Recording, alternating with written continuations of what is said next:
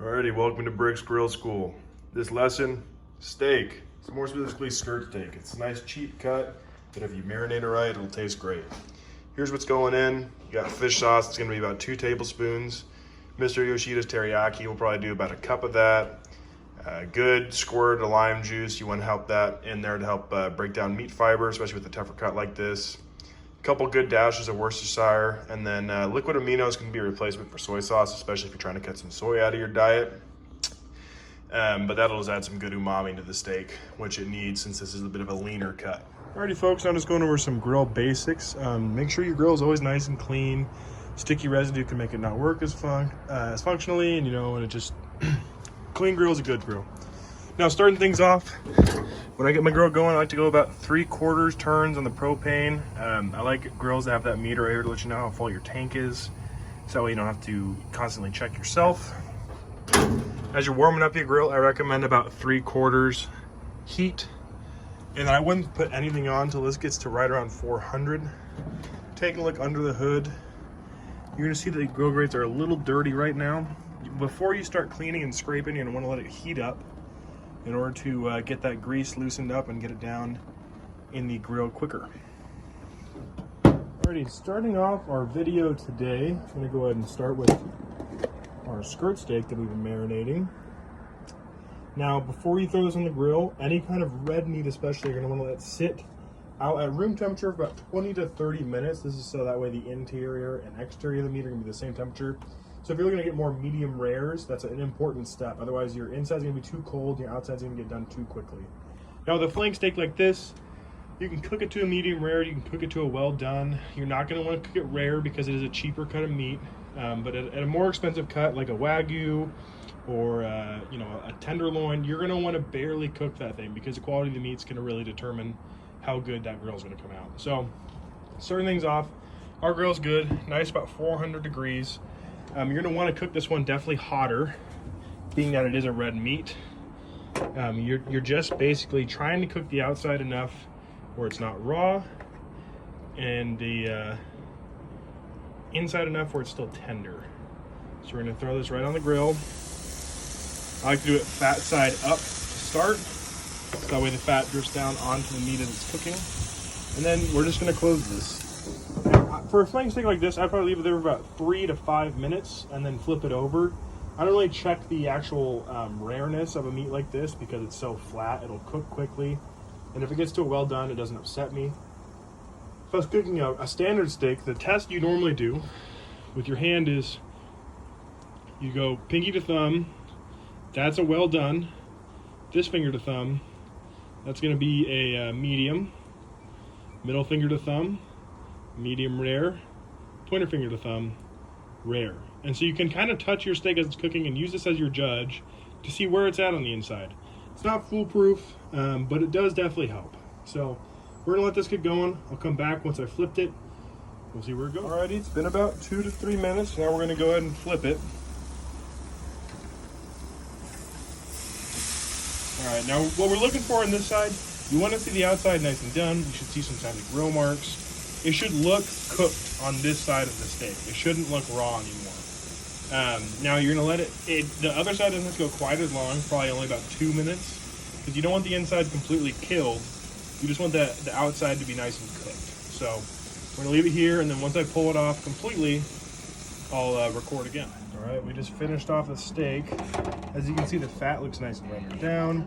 There's signs of charring, which isn't burnt, but it does mean it's done, and that you're gonna get that nice grill flavor. I would let this rest for about 5 minutes before cutting into it. I recommend that with any red meat because the blood's gonna need to retain back into the meat itself. However, this is done now. Perfectly comfortable serving this. This goes great in a salad, great on a sandwich. And the other great thing you can do with skirt and flank steaks is make carne asada. It's a great option for this cut. I like it teriyaki style personally, but it's a very versatile, cheap cut of meat, and I think it goes underutilized in the kitchen. Alrighty, up next on the docket, we're gonna go ahead and do our pork chops. These are bone in, so when you're taking temp on these to see if they're done, make sure you don't go towards the bone. You want to go towards the center of the loin. For our dry rub, we're gonna go with this sweet honey pecan. I like a nice sweet flavor. Go with pork, it does well with it. And then we're gonna be doing a barbecue sauce glaze on the outside. That'll be on the about last 3 minutes of cooking, but we'll get there when I show you guys the cooking process. But yeah, some nice pork chops. It's a nice cheap cut of meat, and you can do it up nice and fancy. So I recommend this for date nights if you're not trying to spend too much, because it can still taste great without spending that much. Alrighty, now we're gonna be throwing the pork chops on the grill. For temperature, I'd recommend having one side hotter than the other. I've had this on medium. I would keep this just a little bit lower, and this side just a little bit higher. We're gonna do an indirect cook here, so that way it doesn't get too much of a gas flavor on it. And then also, you don't wanna cook your pork chops as high as you would a red meat, because that interior needs to come to temp. So make sure you don't cook them too hot. You can keep the other side hot to keep that grill nice and warm. But on the actual cooking side, keep it a little lower, just so the pork chops can come to temp without burning on the outside. So let's go ahead and get the grill open. Since we just did our steak, we're gonna give her a nice little scrub down. I like a wooden one. A metal one can leave burrs on the actual grill itself, which could hurt someone. So I would definitely recommend going with a wooden paddle for this job. Put that back down. Take our beautiful pork chops. And let's get them center of the grill. It's where the heat's gonna be most consistent to what you've set it at. And then when we flip these, since we're dealing with 2 cuts of meat now, we're actually gonna flop them because the center's a little hotter. So we'll switch these over when we flip them. But that'll probably be in about 5 to 10 minutes. These are gonna cook a little bit longer than the steak. All right, so as we come back to check on our pork chops, you can see having this indirect heat doesn't mean the grill's getting cold. The grill's almost running at 500 degrees, which means these pork chops are getting a good cook on them. So let's take a look. All right, so you can see the flesh of the pork is starting to turn a little white around the edges. That's a good sign that we're getting ready to flip. Another side note I forgot to mention in the last part, make sure your seasoning is spread all the way across, on the bone, on the meat, on the fat, every part. You don't want it just on the flesh. It's important because the flavor does come from everything. The bone gives a lot of flavor, so a lot of people prefer the bone-in chop. So make sure that's seasoned well.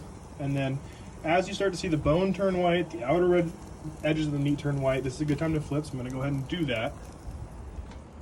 Get my trusty dusty tongs here. Yeah, there we go.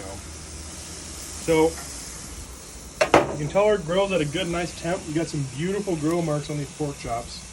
And we're gonna let these go for probably another 5 to 10 minutes. And then as you're ready to kind of say they're done, this is a tool that I think is invaluable to any home griller. It's a digital thermometer. I definitely prefer digital over mechanical. It'll tell you right away if you're overcooking, if you're undercooking. And I think this is really important, especially if you're less familiar with the grill, just to make sure that you're not hurting anybody, you know, especially with a meat like pork. There is the risk of things like trichinosis and all those kind of nasty germs in there. So make sure you have a thermometer, check it before you pull it, and yeah, we'll go from there. The next step on this is that we're gonna be putting a glaze on it just before it's done. So once it's temped out about 150, we want it finished at 165, we'll put the glaze on, we'll turn off the grill, let it come up to temp, and pull it. Alrighty, so it is temped and they're sitting right at 161, 162, which is great. It's a little higher than I want to when I start the glaze, but I went ahead and turned this side of the burner off. I'm going to show you the glazing process. This is how they should look, nice and shiny, nice and glazed, if you will. So I'm going to go ahead and pull them a little bit to the cooler parts of the grill so they don't get overdone. Now when you go to glaze, you're going to want to use a pastry brush is the technical term, but a lot of people also call it a basting brush. Depends on what department you're shopping in. I like silicone because you can reuse it. It's easier to clean than a cloth one. So you're just going to come and you're going to just paint a nice even coat on your meat. Simple as that. If your barbecue sauce is a little thinner, consider adding some brown sugar, some ketchup. It's a little thicker. Apple cider vinegar is the go-to. So just make sure they're nice and wet. No dry spots on these bad boys. And then once they're good, reclose her up. You only need about 3 minutes to set on the glaze, and we'll show you the finished product once it's ready. So our pork's had time to sit and get that glaze nice and sticky. You should see it looks definitely a lot thicker on your pork chops. I'm gonna go ahead and pull them now, and that's your final product right here. It's a nice, tasty cut of meat. It's nice and cheap, and it'll taste great. And it's a little bit more formal than you know, a hot dog or a burger, but not too much more than the cost. So definitely recommend this for date night. You know, I definitely recommend doing a glaze on these. I think barbecue style is probably the best way to do a pork chop, but you can definitely just do it more traditional with salt and pepper as well. But yeah, we're gonna pull these, and that's the finished product. Alrighty, and for our last meat of the day, we're gonna go ahead and hit some chicken thighs. I like thighs for like a weekend barbecue a little bit more than breasts. They're cheaper, they're gonna retain their flavor better, they're gonna stay juicier. Overall, I prefer them in every way. It's just breasts are a little healthier, so if you're doing day to day, maybe stick with a chicken breast. But for a weekend barbecue, go thigh, go wing, go leg. I'm just gonna be doing a dry rub on these. I'm gonna be using the Bearded Butcher Chipotle. This is a great seasoning. It's a little spicy, a little sweet. Works great for a more bland meat like chicken. But like I said, thighs are gonna retain more flavor. So we're gonna get these on the grill in just a little bit, and we'll get to you there. Alrighty, and putting on the grill for the last meat of the day, we got the chicken. I've got it nice and seasoned, even coat all the way around. We're gonna go ahead and start these. I call it the ugly side down, because the ugly side you want to cook a little hotter. So it's kind of hard to describe, but there's this nice top side, and then underneath is kind of where the cuts are, where they debone these things. So I'm gonna go ahead and start laying them out, kind of equidistant apart on the grill. Bigger ones I'm gonna put closer to the middle, obviously, since that's our hot zone. You want them to cook a little more thoroughly.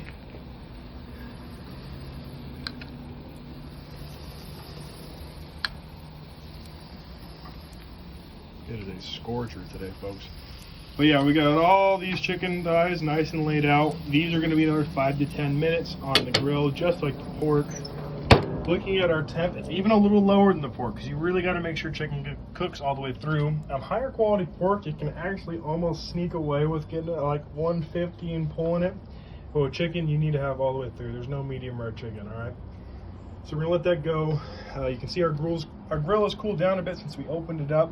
We want this to get back up to about 450, 500, but within 5 to 10 minutes, it'll be there for sure. So I'm gonna keep the dry rub out here just in case there's any, you know, lacking areas. But other than that, we're gonna let these puppies go. Alrighty, so it's been about 5 minutes and I'm turning the chicken already. Obviously, that side is not completely done yet. You can see, especially on this one, there's still a lot of pink on the inside there. But I usually like to turn chicken a little bit more than I would say pork or beef, just because you don't want one side to get done too quickly and you want the inside to be nice and thoroughly cooked. You just missed it, but I've moved a piece of chicken that was here in the middle previously because there was a flare-up. Those can occur when you know, a fattier piece of meat starts dripping down on the burner. And if you have a lot of pieces, like let's say you have a lot of sausages on there, for example, it can get kind of stressful. There could be huge flare-ups. They can go all the way up here. And if that happens, the safest thing to do is just close the grill, undo the propane, and walk away. If it continues and you start seeing it coming out of the grill, obviously call 911 right away. But for the most part, if you're able to move the meat off that's causing that grease spill, the flare-up will burn off inside of the metal grill. Everything should be fine. And you're gonna make sure you turn off the burners, obviously, so that way the fire isn't continuing to feed. But flare-ups will happen. They're scary if you don't know how to handle them, but if you're prepared, you'll be fine. So these are gonna go another 5 to 10. I'll flip them again. I'm just gonna probably skip recording the next couple flips so they're closer to being done, and then I'll show you the finished product, obviously. But yeah, keep in mind, flare-ups, scary, but man. And here we are about 20 minutes later with our chicken. Should be nice and white on the inside, nice golden brown crust on the outside. I have a few sneakers staying on here just because they're a little bigger. They're temping up at 160. I want to get it all the way to 165. So we're gonna let them sit on a nice turned off grill. But yeah, this is your chicken. They're gonna shrink a little bit, so be prepared for that if you're cooking for a lot of people, but easy. Make sure you temp them up to 165, and that's your chicken. All right, guys, thanks for watching. I really appreciate your help in this project. And if you have any questions, please let me know. It's part of the course.